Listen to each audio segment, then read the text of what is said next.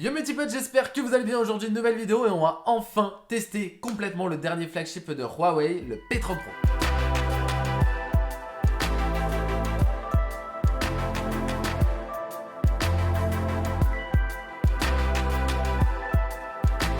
Avant d'aller plus loin dans cette vidéo, je tiens à remercier Huawei et Boulanger, sans qui j'aurais pas pu sortir la vidéo tout simplement. J'avais déjà fait un unboxing et une prise en main très rapide du P30 Pro le jour de sa sortie, le lien est juste là. On va commencer avec le design du P30 Pro et mention spéciale au coloris Breathing Crystal qui permet tout simplement d'avoir un coloris unique, avoir un smartphone qui se différencie vraiment parmi la masse des smartphones actuels. Je sais pas ce que vous en pensez mais je trouve vraiment ce coloris parfait. Qui dit 2019 dit design borderless et Huawei ne l'oublie pas en nous proposant un smartphone avec des bords incurvés qui permet tout simplement d'avoir un écran avec quasiment aucun bord. Question design, rien à dire, hein, c'est vraiment magnifique. Mais par contre à l'utilisation, j'ai vraiment beaucoup de mal avec les écrans incurvés. Soit je vais appuyer sur les mauvaises touches du clavier à cause des bords incurvés, soit, et là c'est pire, je vais basculer d'application en application en mettant ma paume tout simplement sur la tranche du smartphone. Donc vous en doutez, quand on est en train d'écrire un message et qu'on passe d'application en application, c'est vraiment relou. Pour le reste, niveau bordure, on remarquera un léger menton symétrique avec le front du smartphone. D'ailleurs, on va rentrer dans le tas directement. Souvenez-vous, avec le Mate 20 Pro, en solution de dévorage facial, on avait un capteur d'empreinte sous l'écran, le premier à le faire, et un capteur facial 3D, un peu comme Face ID. Et ça, c'était clairement un truc de ouf parce que c'était le premier smartphone Android à proposer cette techno, ou l'un des premiers en tout cas. D'ailleurs, souvenez-vous, sur mon test du Mate 20 Pro, je m'étais pas du tout retenu sur les éloges de ce capteur facial 3D. Et là, maintenant, on n'a plus la reconnaissance faciale 3D, on a seulement un capteur d'empreinte sous l'écran. Je suis vraiment surpris que Huawei abandonne tout simplement le capteur facial 3D par un simple capteur d'empreinte sous l'écran qui est, on le sait, plus long et moins sécurisé. On a deux possibilités. La première, c'est que soit Huawei décide de garder cette feature seulement pour sa gamme Mate, donc ça on le verra avec le Mate 40, soit cette techno coûte beaucoup trop cher à mettre en place dans le téléphone et forcément les revenus par vente sont bien moins importants. Après, on est clairement sur un smartphone à plus de 1000 € et ses économies bout de chandelle sont vraiment pas un bon argument. Donc je me répète, mais tout ça on le verra à la sortie des Mate 40 en fin d'année. Quand on retourne le P30 Pro, on remarque les modules photo tout en longueur. Quant au Mate 20 Pro, on avait tout simplement un bloc carré en plein milieu du smartphone. Oui, je risque de beaucoup comparer le P30 Pro au Mate 20 Pro tout simplement parce qu'on est là sur les deux flagships de Huawei sortis à même pas 6 mois d'intervalle. À droite, on retrouve le triple module photo et à gauche, le flash et le capteur TOF. Tout ça, on en parlera en fin de vidéo, comme d'habitude. Enfin, on retrouve aucun bouton sur la tranche gauche du smartphone, on les retrouve sur la tranche droite avec le bouton de volume et le bouton power. Et enfin, à la base du smartphone, on retrouve un port USB-C et un port double SIM ou SIM plus nano SD. Pour rappel, la nano SD, c'est un support de stockage propriétaire sorti par Huawei en même temps que le Mate 20 Pro et aujourd'hui, on peut soit l'utiliser sur le Mate 20 Pro, soit sur le P30 Pro et clairement, au prix où ils sont vendus, ça vaut pas le coup du tout. Bon, on va passer à l'écran et... waouh! Waouh! Il est sublime, j'ai été conquis lors de mon déballage et de ma prise en main et clairement après plusieurs semaines de test, je suis bluffé par l'écran du P30 Pro. On retrouve une dalle OLED de 6,5 pouces en Full HD+, et clairement pour moi la colorimétrie est parfaite et ne nécessite aucun réglage supplémentaire, c'est un réel kiff. Clairement, le P30 Pro a l'un des plus beaux écrans, si ce n'est le plus bel écran de tous les smartphones que j'ai pu tester. Bravo Huawei! Bon, par contre, il y a un truc que je comprends pas, on a le droit à un écran magnifique, mais un haut-parleur mono. Pas de haut-parleur stéréo.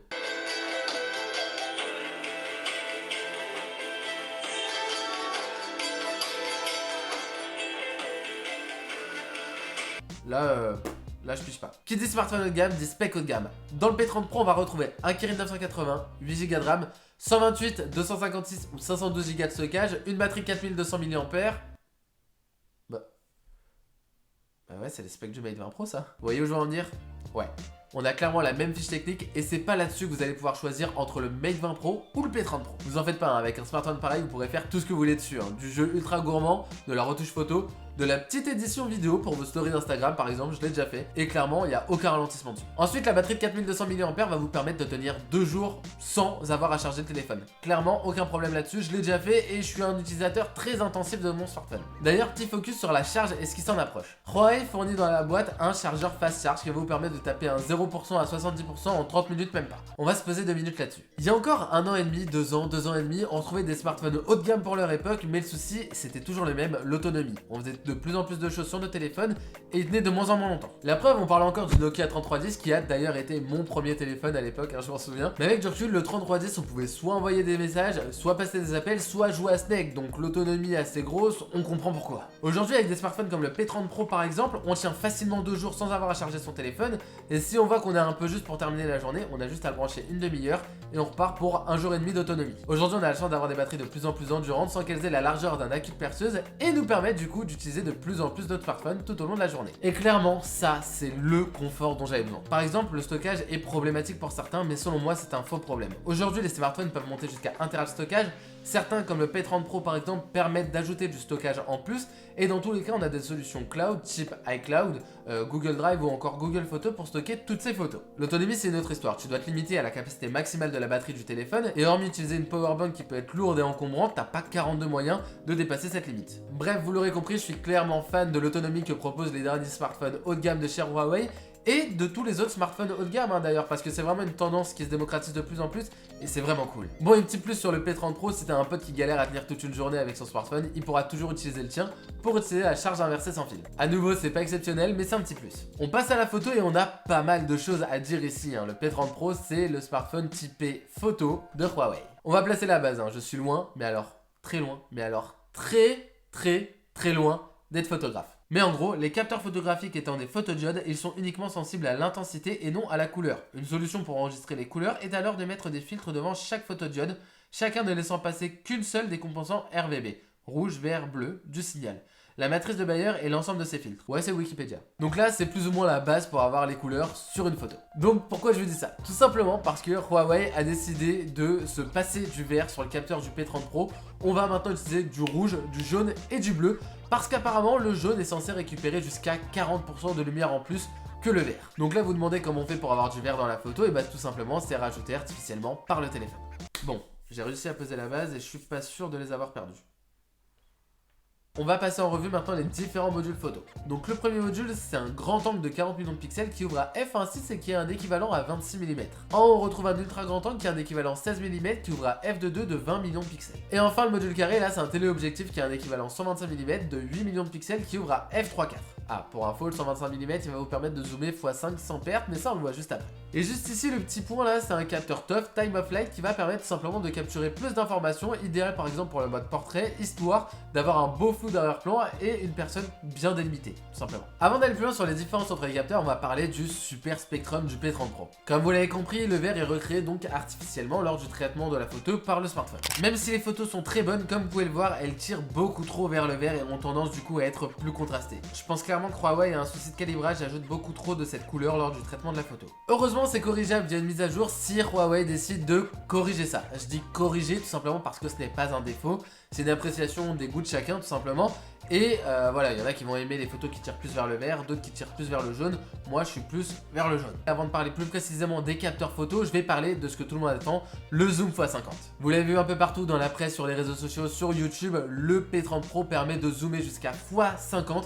C'est clairement indécent comment il ridiculise la concurrence sur ce domaine. On a clairement une paire de jumelles dans la poche. C'est vrai que c'est super sympa, on montre aux potes jusqu'où on peut aller et on met en avant certains détails que personne n'avait vus. Mais comme vous le voyez, le rendu est inutilisable car beaucoup trop de grains. En plus, et c'est normal, le moindre micro-mouvement se fera bien ressentir et vous louperez votre photo. A nouveau, c'est une prouesse que Huawei a réussi à faire avec ce P30 Pro de permettre un zoom x50, mais en pratique, c'est pas vraiment utilisable. En revanche, et comme vous l'avez vu, c'est un excellent moyen pour Huawei de sortir de la masse des flagships. C'est le seul à proposer cette fonction dont tout le monde en parle. On passe au capteur. Le capteur principal permet, même si la scène est sombre, de prendre une photo assez bonne et lumineuse sans activer le mode nuit, grâce au capteur Super Spectrum et à sa grande ouverture d'1.6. Le rendu en plein jour est très bon, assez détaillé, la mise au point se fait rapidement sans pompage, les couleurs ne sont pas trop saturées à condition de ne pas activer le mode IA, on en parle à la fin. Le capteur ultra grand angle permet de profiter de scènes larges pour cette photo, fini le pod qui est à moitié coupé, le rendu est tout aussi très bon, bien que assez saturé. Mais attention à la lens flare qui peut soit donner un effet sympa à votre photo, soit la gâcher complètement. Enfin, on va parler du téléobjectif, c'est lui qui vous intéresse. En gros, le P30 Pro a un téléobjectif x5. Un téléobjectif, c'est un zoom, un peu comme ça, bon le mien est petit, c'est hop. Mais voilà, en gros on a la distance focale qui va s'agrandir, se resserrer, s'agrandir, se resserrer. Et ça, clairement, c'est mécanique. Donc ici sur le P30 Pro, on n'a pas la focale qui va rentrer, sortir, rentrer, sortir. Donc comment Huawei a fait? Eh bien tout simplement, la focale, elle est là, sur le côté. On a en vrai ce petit téléobjectif là qui va zoomer, dézoomer, zoomer, dézoomer. Donc comment Huawei a fait? Tout simplement, pour pas qu'on prenne une photo de l'intérieur du smartphone, eh ben il y a tout simplement un petit prisme à 90 degrés là qui va permettre de refléter directement la scène. Ça veut dire qu'en gros, on a un petit miroir là, ça va faire tchouk, tchouk. Voilà. Est-ce que tu crois vraiment que le mec qui a eu cette idée chez Huawei, il a fait écoute, on va mettre un petit miroir qui va faire tchouk tchouk? Je suis pas sûr. Pour information, lorsque vous zoomez x5 avec le P30 Pro, c'est en réalité ce capteur qui est utilisé. Comme vous le voyez, le rendu est très bon et en plus sans perte de qualité, les photos sont très détaillées grâce à la stabilisation du capteur. Il est même possible de prendre des photos sans coup de mouvement et s'il en reste, ils sont supprimés lors du traitement par le téléphone. On a maintenant parlé des 3 modules photo principaux, il faut maintenant préciser quelque chose, c'est qu'ils n'ont pas la même colorimétrie. En gros, si vous prenez une photo en grand angle et une photo en ultra grand angle, et ben, il y en aura une qui aura des couleurs différentes de l'autre. On le sait, c'est monnaie courante sous Android, je ne connais pas un smartphone qui est capable de garder la même colorimétrie en fonction du capteur utilisé. Mais on peut au moins s'en rapprocher le plus possible. Là, on a vraiment des gaps complètement différents. Huawei, s'il vous plaît, bossez dessus parce que ce sera clairement un grand kiff quand tous les capteurs auront plus ou moins les mêmes couleurs. De plus, toutes les photos que je vous ai montrées jusqu'ici ont été prises sans activer le mode IA parce que, à mon goût, je trouve qu'après les couleurs sont beaucoup trop saturées et les photos dénaturées. Après, ça c'est plus ou moins normal, hein. Ces modes sont là pour flatter l'œil en poussant la saturation et le contraste. Pour finir sur la photo, comme on peut le voir, on retrouve un mode portrait qui est très bon. Les visages ne sont pour une fois pas trop lissés, les contours sont bien délimités, les couleurs sont très belles. Bien qu'on tire un peu trop sur le vert, mais là je me répète. Concernant le mode cliché nocturne, c'est encore une fois maîtrisé par Huawei. À gauche, on retrouve la photo prise sans l'activation du mode nuit. Bizarrement ici elle tire un peu vers le rose et à droite la photo avec l'activation du mode nuit. Ah, et juste comme ça pour que vous ayez une idée de l'obscurité lors de la prise de la photo, voilà ce que ça donne avec mon iPhone XS qui n'a bien sûr pas de mode nuit. Comme vous le voyez, le P30 Pro fait très fort dans ce domaine. On retrouve aussi un mode macro qui, couplé à l'IA, permettra de faire de superbes clichés au plus proche de ce que l'on peut photographier. J'ai beaucoup aimé cette fonction. Enfin, on passe à la vidéo et Huawei a fait un excellent taf à ce niveau. Le P30 Pro propose 2 capteurs stabilisés. La marque permet à l'utilisateur de filmer du coup jusqu'en 4K avec une superbe stabilisation et le rendu est super bon. Les couleurs sont belles, pas trop saturées, le niveau de détail est très bon, vraiment rien à dire. Quoique... Allez, pour les prochains, on passe en 4K 60 fps stabilisé et on est au top. On a fait le tour du P30 Pro et clairement on a là un excellent flagship de chez Huawei, tout comme l'est le Mate 20 Pro. Et clairement si vous hésitez entre les deux, bah, le choix se fera soit sur le téléobjectif x5, donc le P30 Pro, soit la reconnaissance faciale 3D, donc le Mate 20 Pro. Vraiment rien de plus. Allez, je vous laisse quand même le test du Mate 20 Pro que je vous mets juste ici, histoire de faire votre choix. C'est tout pour le test du P30 Pro, un énorme merci à nouveau à Boulanger et Huawei sans qui cette vidéo n'aurait pas pu être possible. D'ailleurs si elle vous a plu, n'hésitez pas à lâcher un gros pouce en l'air, ça m'aide vraiment beaucoup, à vous abonner à la chaîne si ce n'est pas encore fait. Et moi je vous dis à très vite pour une nouvelle vidéo. Des bisous!